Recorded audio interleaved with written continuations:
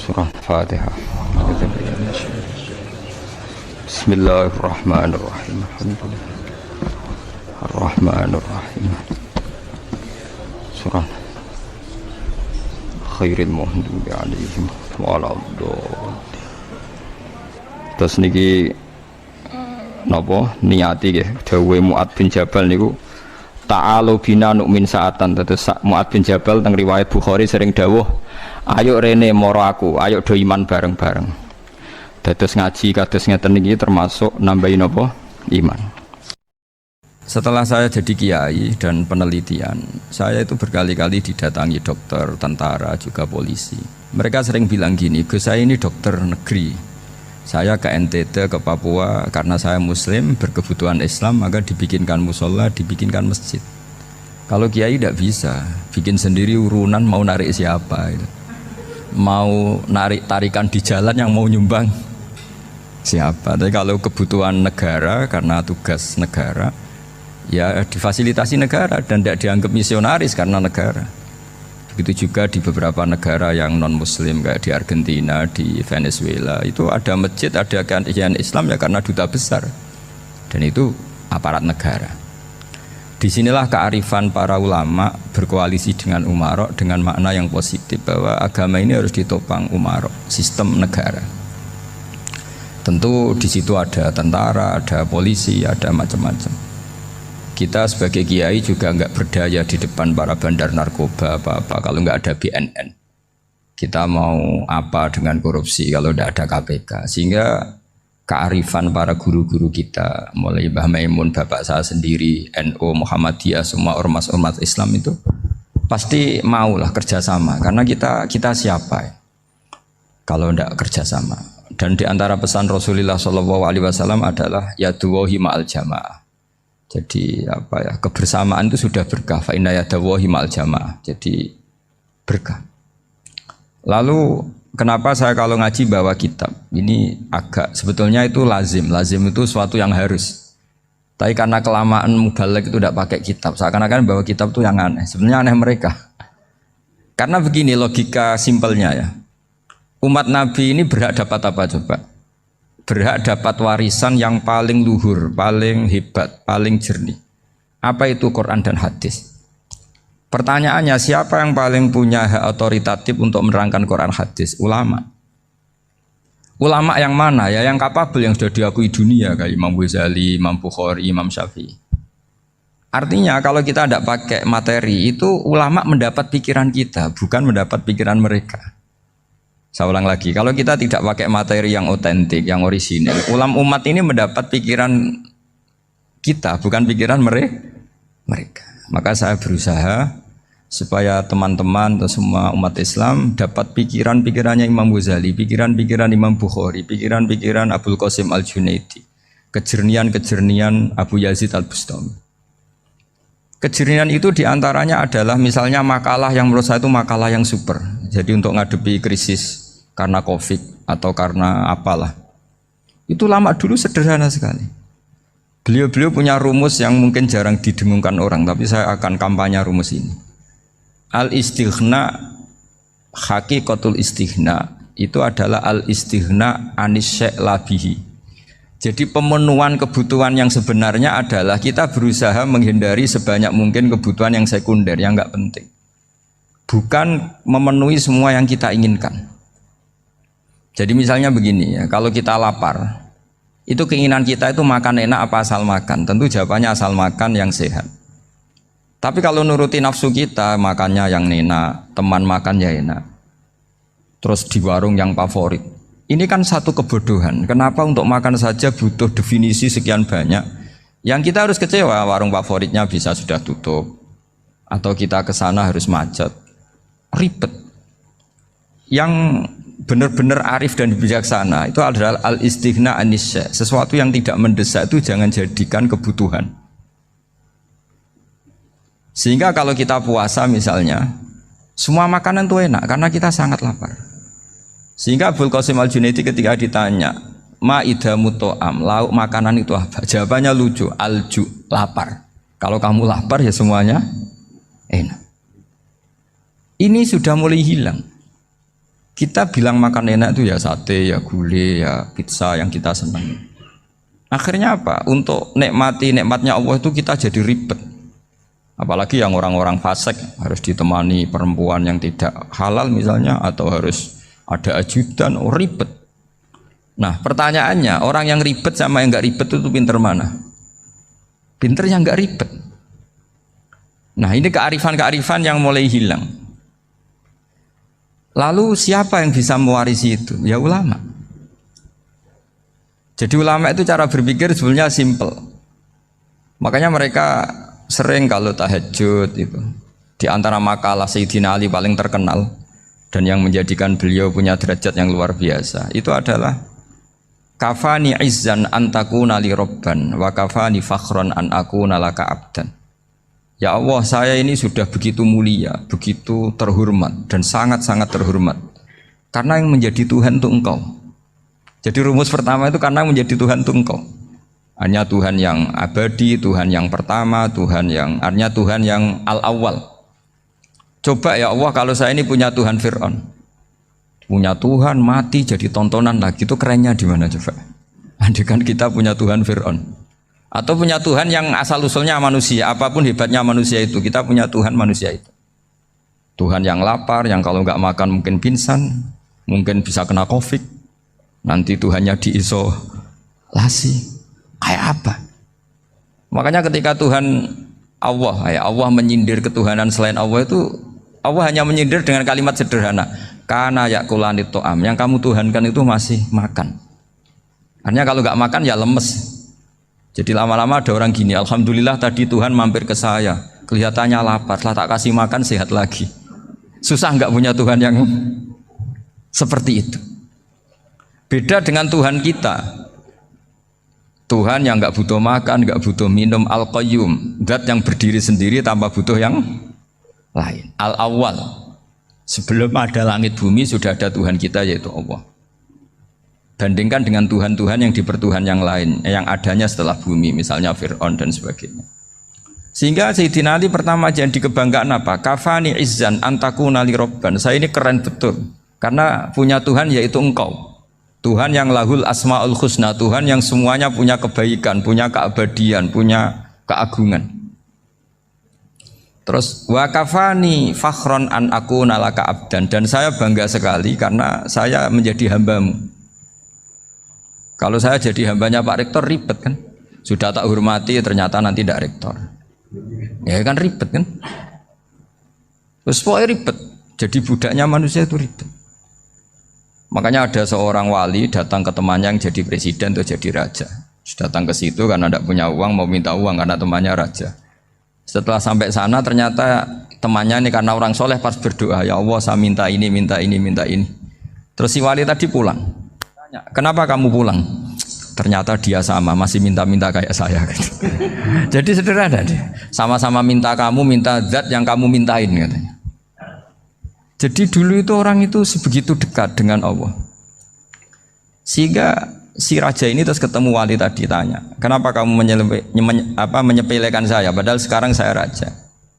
Terus ditanya sama wali tadi, karena temannya, kalau kamu di padang pasir tidak bisa minum, dan harus minum 1 gelas, dengan ongkos kamu harus mengasihkan semua kerajaan kamu demi minuman itu. Pilih mana, minuman apa tetap jadi raja? Ya saya milih bisa minum.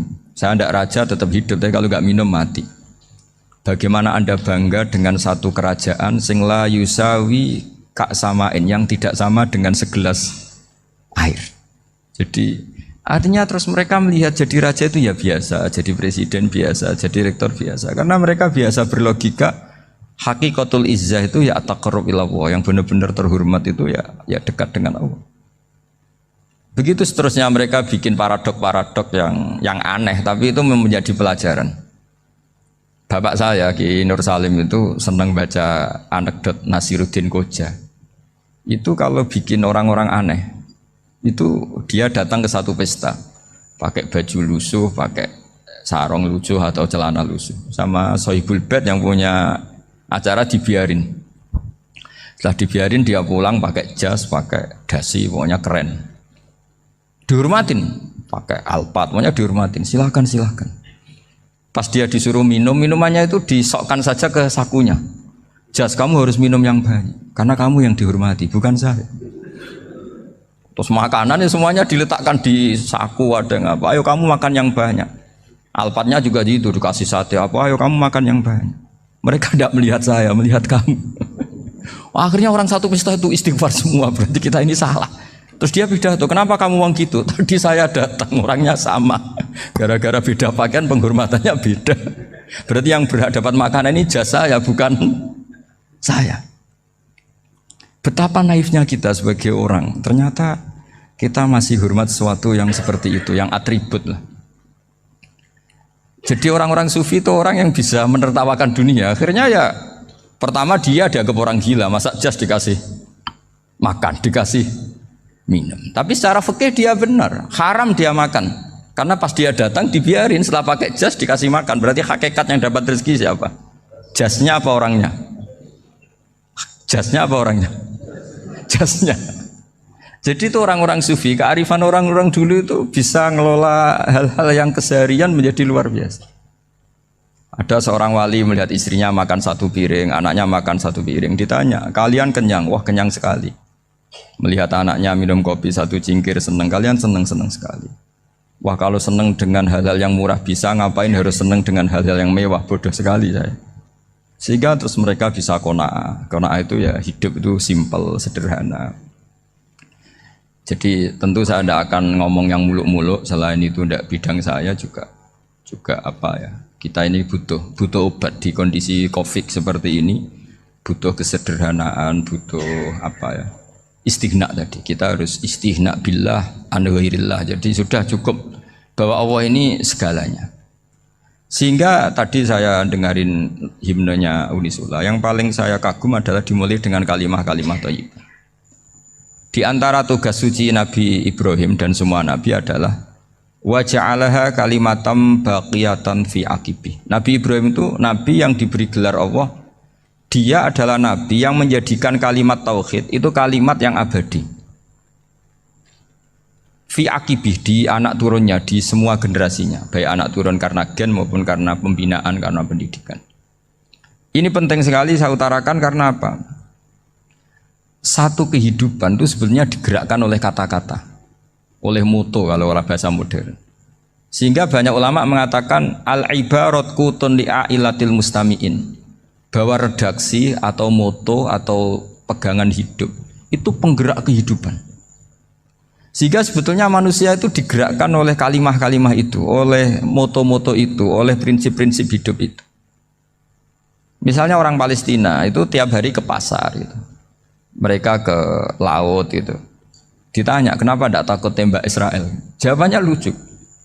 Kena tembak ya mati, nggak makan ya mati. Enggak kerja ya mati, ya sudah sama-sama mati ya mendingan aktivitas normal. Tapi saya tidak menyarankan itu untuk melawan COVID. Ini cerita saja nanti.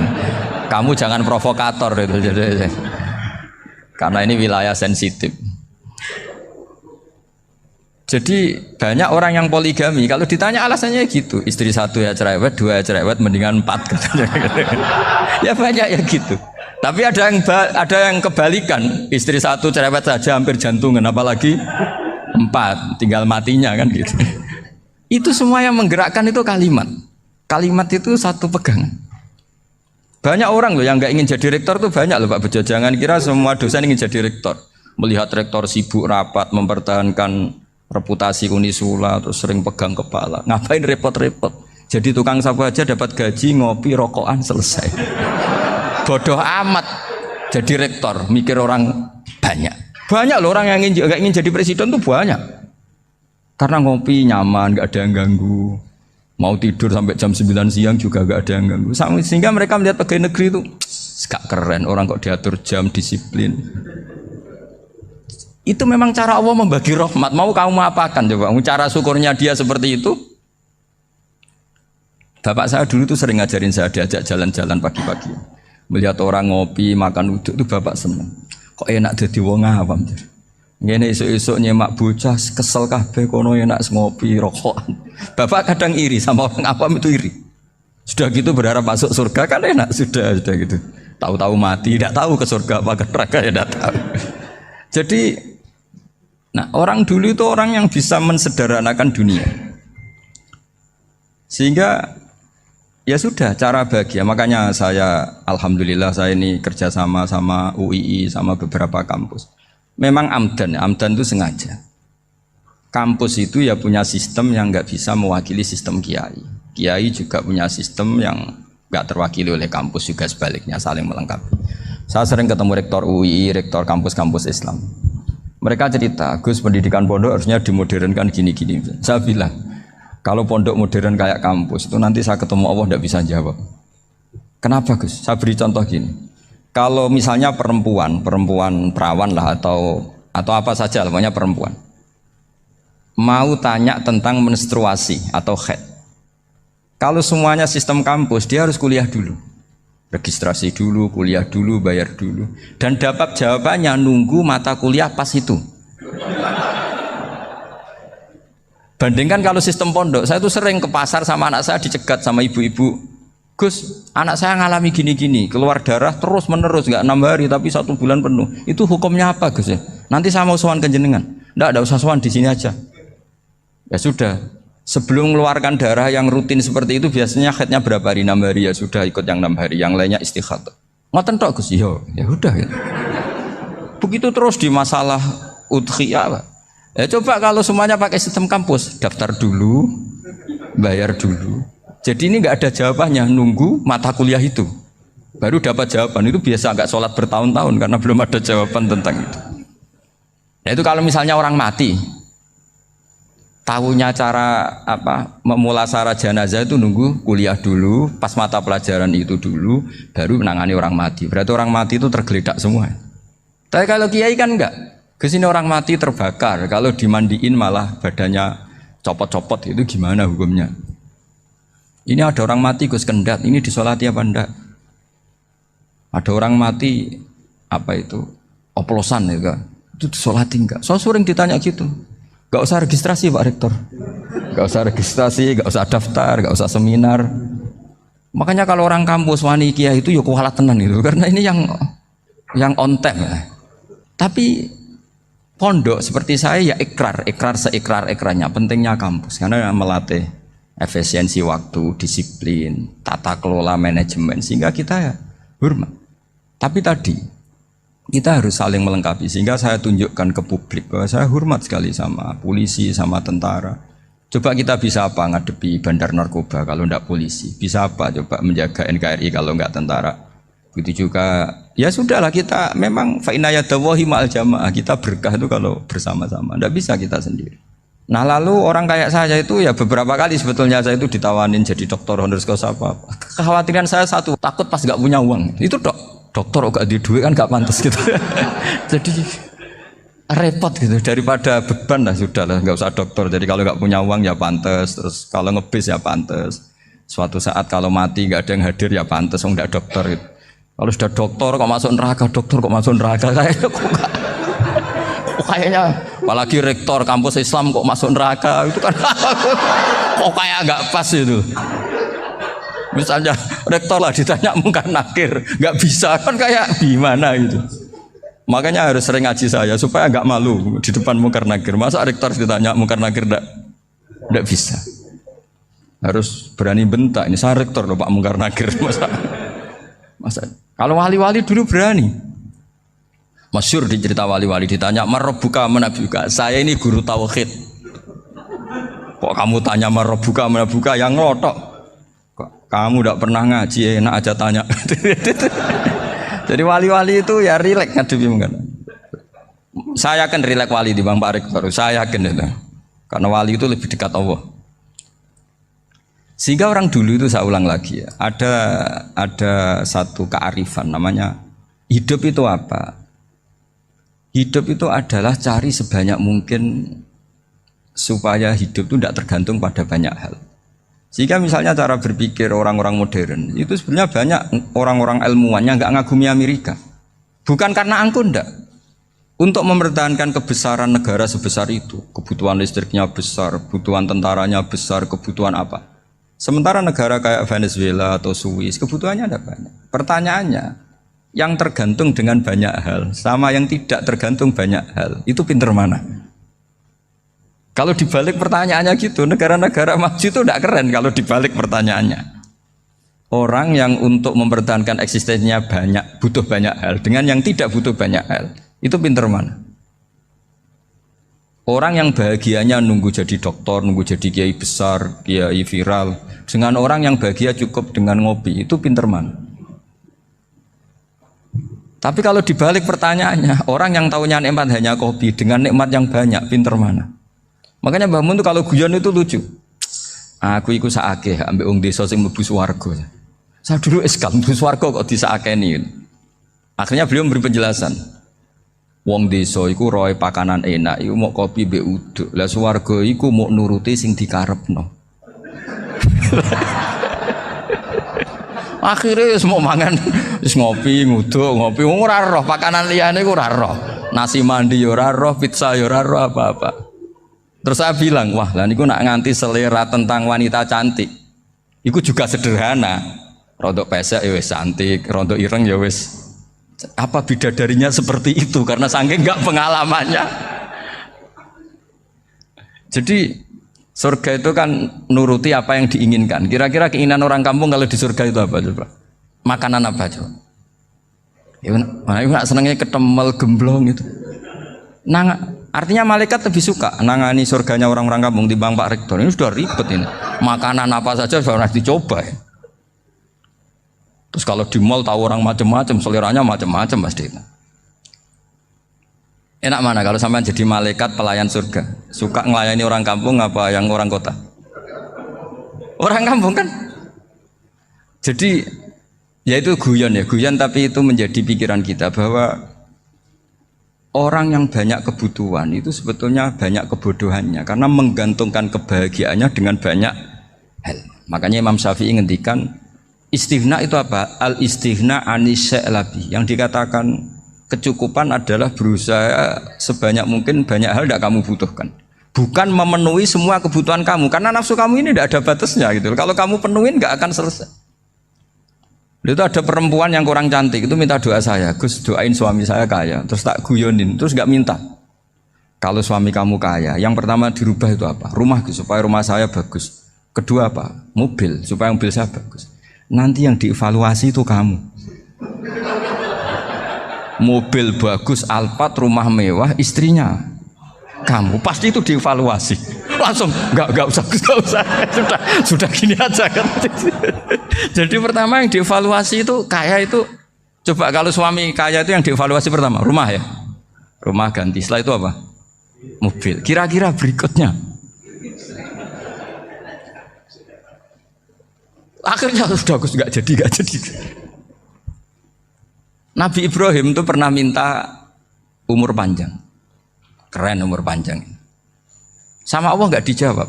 Datang orang tua gitu mertamu ke Nabi Ibrahim, terus disuguhi dikasih kurma. Apa itu? Kok kurma apa? Anggur yang sudah matang sekali, sudah dimakan. Setelah dimakan meler keluar lagi, dimakan lagi meler lagi. Terus Nabi Ibrahim masuk lagi ke kamar. Ya Allah, doanya tak cancel. Nanti kalau saya tua kayak itu. Jadi Allah itu nggak jawab langsung tapi ngirimkan itu. Akhirnya ya Allah nggak jadi. Nanti takut itu. Saya pernah ngalami jadi kiai tadi, ada ibu-ibu ya kurang ya nggak pati cantik lah. Suaminya tuh miskin sekali. Minta doa saya supaya kaya. Bareng tak kasih pertimbangan itu udah nggak usah nggak jadi. Jadi itu kearifan. Tapi kearifan ini harus kita tanamkan. Saya nggak bisa membayangkan Indonesia yang besar ini, andai kan tidak ada qanaah, nerimo ing pantum. Coba sekarang ada Covid. Andai kan Indonesia itu kayak Perancis. Saya beberapa kali punya tamu orang yang hidup lama di Perancis, bahkan dapat istri orang Perancis. Itu dulu nggak begitu mencintai Indonesia. Tapi setelah di Perancis 2 tahun, wah Indonesia hebat. Di Perancis itu kata dia kalau cerita, semua kebutuhan masyarakat itu dibebankan ke negara. Apa saja minta negara, apa saja nyoal negara. Sementara Indonesia, coba kalau Indonesia mengalami seperti ini kok tidak ada qanaah, rimo ing pantum, bisa kios Indonesia. Orang miskin nyalahkan negara, kelaparan nyalahkan negara, apa saja. Tapi barokahnya dididik kiai jogeman nyalahno wong liya. Urip pun romo ing pandum, diame. Sampai gak ngerti kalau Covid. Banyak tuh orang-orang kampung itu, orang lugu-lugu itu. Mbah niki saking Covid, salam ning Covid muga-muga umure panjang. Dikira Covid itu nama orang yang ahli sosial itu. Mbah niki dana saking Covid. Matur nuwun sampekno salamku muga-muga umur panjang. Bingung kan yang nganterin ini. Ini gimana yang mau menjelaskan? Memang nggak paham. Ribet kan. Tapi saya pastikan bahwa dengan keadaan seperti ini kita bahagia, kita stabil, itu jelas barokahnya kalimah tadi, moto tadi atau pegangan hidup tadi. Makanya disebut al-ibarat qutun li ailatil mustami'in, bahwa redaksi atau kata-kata atau pegangan atau filosofi hidup apalah namanya itu adalah penyemangat. Penyemangat. Karena kata-kata ini memang luar biasa. Ketika sahabat perang demi kebenaran, zaman itu ya pasti benar karena yang dibela Nabi. Dulu itu kan enak zaman Nabi, yang dibela mesti benarnya, musuhnya mesti salahnya. Sehingga dulu itu memang harus tegas. Kalau sekarang mau tegas gimana? Yang kamu bela tidak mesti benar, musuhnya tidak mesti salah. Ribet kan kalau misalnya saya tukaran sama Pak Rektor, kamu mau bela mana kan bingung. Saya tidak mesti benar, saya tidak Nabi. Pak Rektor apalagi nggak mesti benar lagi kan? Ribet kan? Jadi kalau kita mau perang sekarang itu mau pede gimana? Enggak. Makanya banyak ulama sekarang tuh mau tegas tuh nggak berani karena ya banyak hal yang abu-abu lah wilayahnya. Misalnya pilihan presiden atau pilihan bupati, pilihan menteri. Kamu mati-matian bela itu, yang kamu bela tidak mesti benar, musuh kamu tidak mesti salah. Misalnya pilihan bupati, wah ini kabupaten ini baik kalau bupatinya ini, yang satu bilang ini, terus tim suksesnya kamu tanya, kamu yakin? Ya tidak juga. Lah kenapa semangat? Kan saya botohnya, paling alasannya ya itu aja, bukan yang lain. Beda dengan zaman Nabi, nabinya mesti benar, Abu Jahalnya mesti salah, kan enak aturan mainnya jelas. Singkat cerita dalam perang itu banyak sahabat yang ngalami luka, ngalami apa gitu. Kemudian curhat ke Nabi, ya Nabi gara-gara derekkan jenengan, ngikuti jenengan saya harus ngalami seperti ini, seperti ini. Ngiranya orang itu diapresiasi sama Allah keluarnya. Ternyata sama Allah gak diapresiasi. Malah diturunkan ayat intakunu ta'lamuna fa innahum ya'lamuna kama ta'lamun wa tarjuna minallah ma'ala yarjun. Kalau kamu sakit karena perang, orang-orang kafir itu ya sakit. Itu saja berani padahal demi kekafiran. Wa tarjuna minallah ma'ala yarjun. Padahal kamu punya nilai lebih yaitu berharap kepada Allah yang mereka tidak punya. Saya jadi kiai itu ya kadang mangkel. Karena yang benci ya benci, yang seneng itu ngel-ngel loh kayak Pak Bejo. Jadi semuanya ribet. Lah iya, yang benci ya ganggu, yang seneng ya ganggu, tambah nemen. Seribet. Tapi kalau sudah ingat bandar narkoba, mereka berhadapan dengan polisi, kadang ditembak karena kesalahannya terlalu fatal. Antar persaingan mereka juga bisa tembak-tembakan karena merebut pasar narkoba. Itu saja mereka berani. Kok kita yang jadi kiai kadang dicium tangannya, dihormati gak berani, hanya takut apa ya, musibah-musibah kecil lah, atau problem-problem kecil. Lah iya, kalau kita bandingannya gitu. Kalau kamu mau tahajud kedinginan, itu masih nanti dihisab Allah itu gitu. Maling ayam itu keluar malam-malam, hanya dapat ayam. Itu gak takut dingin. Ya gak takut digebuki masa. Kamu mau tahajud saja takut dingin. Makanya nanti hisabnya orang soleh itu nanti dijajarkan orang dolim. Terus diperbandingkan. Wah itu habis kamu kalau itu. Jadi misalnya Unisola mau rapat, tapi ini malam, kalau malam dingin nanti sama masuk angin. Wah anak-anak pang di perapatan aja berani kamu. Kalau sudah perbandingannya gitu tuh ribet kita nanti. Makanya itu kalimat itu moto atau filosofi hidup. Sehingga diulang lagi nasihat itu. Iyam saskum korhun fakodu masal koma korhum mislu.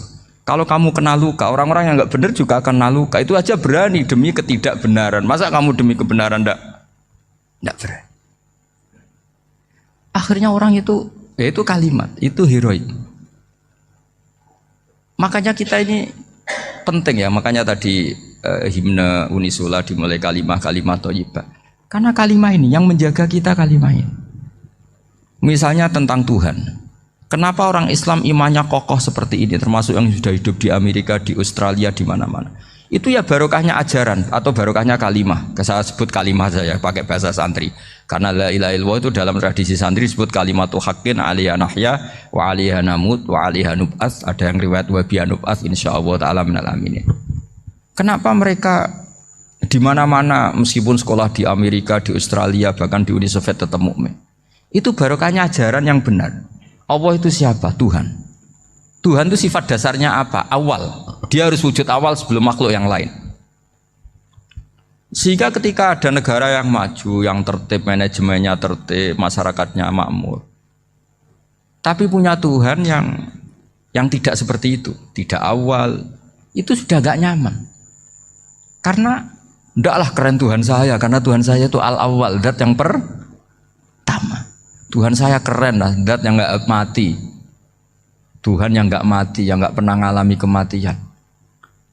Sehingga tontonan atau yang dilihat kenikmatan-kenikmatan yang lain ini tidak mengubah dia pendirian tentang Tuhan. Karena mantapnya satu kalimat tadi bahwa Tuhan itu ya harus satu, harus awal, harus tidak mati, tidak rusak, tidak mengalami apa-apa yang membahayakan. Sehingga ketika ditawarin Tuhan yang lain meskipun menjanjikan secara finansial atau kemakmuran, mereka gak tertarik. Itu coba, itu barokahnya makmur apa barokahnya ajaran? Barokahnya ajaran. Sering negara Islam itu kalah makmur dengan mereka, tapi barokahnya ajaran ini tetap apa? Tetap Islam. Makanya Nabi Ibrahim, Nabi yang sukses bikin wa ja'alaha kalimatam baqiyatan fi aqibi. Sehingga kita ini bekti sama orang tua misalnya, itu ya karena ajaran. Suwargamu itu karek wong tuamu. Nak wong tuamu ridho, Allah ridho. Nak ora ridho, Allah ora ridho. Ridho wa fi ridhol walidain wa sakhatu wa sukhtu wa fi sakhatil. Sehingga ketika ada orang tua yang agak brengsek gitu, anak-anak tetap hormat. Punya orang tua yang miskin, yang sudah miskin, tukang tombok nomor, banyak kan di kampung gitu. Ya tetap hormat. Coba kalau dari awal kita ngajari orang tua kamu hormati ya, kalau baik, kalau tidak usah. Bisa geger Indonesia. Tapi barokahnya ajaran-ajaran itu Indonesia tertib karena ada ajaran. Nah ini di sini pesantren dan Unisula semua harus berkontribusi membuat ajaran yang benar itu adalah ciri utama Islam. Sehingga Islam ini dimulai dengan ajaran kalimatu haqqin 'alaiha nahya wa 'alaiha namut. Sehingga kita tenang seperti ini. Saya ini termasuk kiai yang tenang. Meskipun kata orang banyak saya ini kiai besar, tapi termasuk kiai yang paling tenang. Termasuk yang paling tenang. Karena saya ini pakai mazhab orang-orang hebat. Saya berkali-kali cerita, orang kayak Imam Syafi'i itu orang yang luar biasa. Saya berkali-kali cerita, orang yang tadi nyium tangan kamu ya Imam Syafi'i, di belakang tuh ngerasani kamu, menghujat kamu. Jawabannya enak saja. Berarti saya alhamdulillah orang yang wibawa. Buktinya di depan saya nggak berani. Jadi enteng saja. Diceritain sebagian kampung, sebagian separuh dari warga kamu itu nggak suka kamu. Ya bagus lah nggak suka saya, nggak akan utang duit saya. Di mana-mana orang utang itu karena teman dekat. Kalau nggak seneng pasti minimal nggak utang, nggak pinjam mobil, nggak pinjam apa. Berkah mana yang seneng sama yang gede? Jadi dianggap enteng saja. Semua yang dialamin dianggap enteng saja. Misalnya punya istri pemarah, ya baguslah marahin suami. Kalau marahin tonggo malah ribet. Jadi kamu harus terima kasih kalau dimarahin istri. Baguslah marahin saya mah, kalau marahin tonggo ribet. Jadi enteng saja. Tapi kita sekarang tuh karena nafsu ya, sehingga menghadapi hidup ini ribet. Ulama dulu kalau mau mati itu senengnya bukan main. Sudah lama saya ini ingin gak maksiat. Kayaknya gak maksiat paling efektif itu mati. Ya tidak apa-apa Gusti, kalau sebaiknya mati ya mati aja.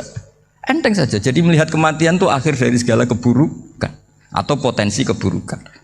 Apapun baik kita sekarang, suatu saat mungkin kita nggak baik. Yang bisa menghentikan ketidakbaikan atau potensi ketidakbaikan itu apa coba? Mati kan? Berarti mati itu mengerikan apa menyenangkan? Mesti kamu tidak berani menjawab. Meskipun secara ilmu kamu berani, tapi secara rasa nggak berani kan? Saya ulang lagi ya, yang bisa menghentikan keburukan atau potensi keburukan itu apa coba? Apa? Kematian. Berarti kematian itu menyenangkan atau menyusahkan? Apapun kamu tidak berani jawab karena kamu agak-agak duniawi itu kelihatannya. Tapi secara ilmu, kamu tahu kan kalau mati itu tidak buruk-buruk banget. Karena apa? Itu akhir dari segala keburukan. Sehingga Nabi ngajarkan kalimat itu begitu luar biasa. Allahumma ahyini maka natil hayatu khairan li wa tawaffani maka natil wafatu khairan li. Nabi melihat dunia itu begitu indah. Ya Allah, kalau saya ini hidup, anggap saja hidup ini ziyadatan li fi kulli khairin, menjadi modal saya menambah segala kebaikan. Jika suatu saat saya mati, anggap mawon rohatan li min kulli syarrin, itu akhir dari segala keburukan saya. Sehingga mati hidup ya baik karena di situ kita bisa berkontribusi beramal soleh. Mati juga baik karena mengakhiri segala keburukan. Nabi nate ngendikan lagi, ajaban li amril mukmini inna amrahu kullahu khair. Orang mukmin itu mengagumkan, semuanya baik. In asobathu na'ma syakara fakana khairan lah. Kalau baru dapat nikmat, dia syukur, maka itu baik. Wa in asobatu dharra sabara. Kalau dapat masalah mereka sabar, itu juga baik.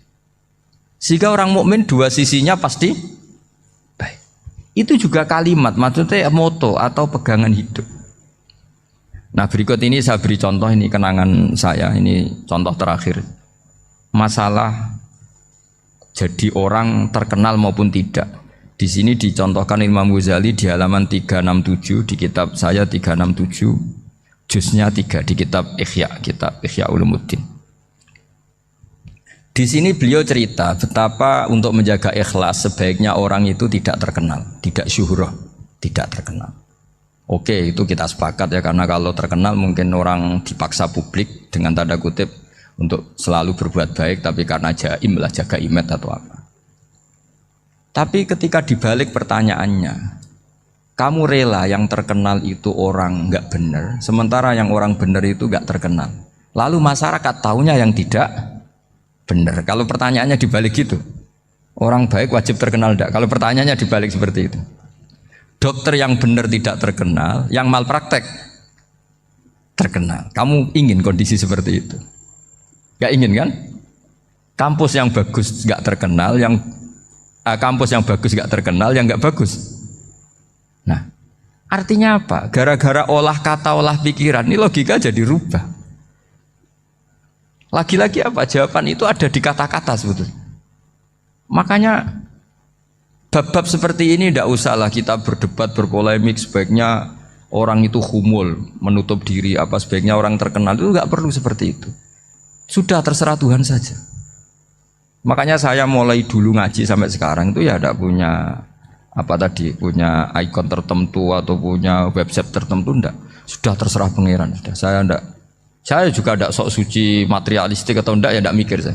Bukan apa-apa ya, karena saya ini kiai, jadi biasa urusannya sama Allah, tidak sama makhluk. Jadi pusing kalau sama sarah-sarahnya makhluk itu pusing.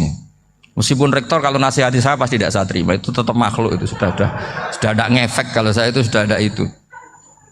Bukan karena saya sombong, ya memang makhluk betul gitu, bukan. Cuma nasibnya bejo aja, tapi makhluk tetap makhluk. Saya beri contoh ya. Ini makalah yang ditulis Imam Ghazali.